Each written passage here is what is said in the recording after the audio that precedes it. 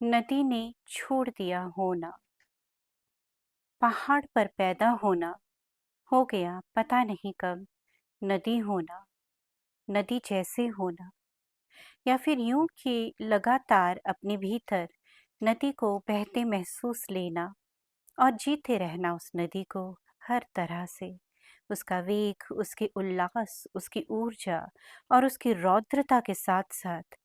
तब भी जब होना हुआ नदी से दूर किसी दूसरे शहर में, बहुत सुंदर धुंध भरे उस शहर में, यूं तो नहीं थी नदी, पर मेरे भीतर बहुत गहरे जिंदा थी वो। मेरे शहर से इस शहर तक को लांचे भरती दौड़ आती थी, लगातार, बार बार। वो सांस थी, जीवन भी।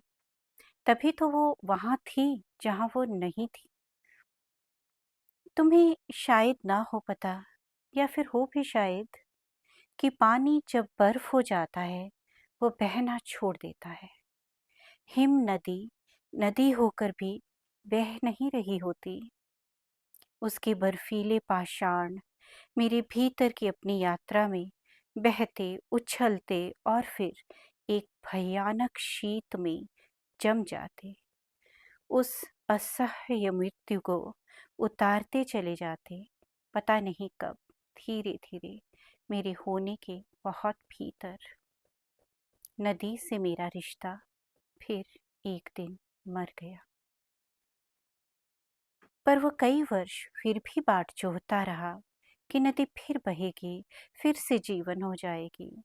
अभी उसे चाहिए थी खौलते हृदय से उगी बस थोड़ी सी ऊष्मा, एक हल्की सी दरार।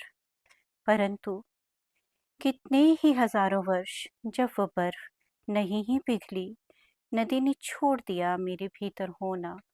वह मेरे अंतर में पूरी तरह सूख गई, इतनी कि भरे भरे पानी की हड़बड़ी दौड़ में भी वो रीत चुकी मेरे भीतर। अब तो बहुत सूखा है मेरे अंदर। बादल फटे या आए बाढ़, भीतर की मर चुकी नदी अब नहीं जी पाएगी फिर। सूखी हुई नदी फिर नहीं भरभराती, क्योंकि नहीं पिघलता हृदय का पाषाण हिमखंड।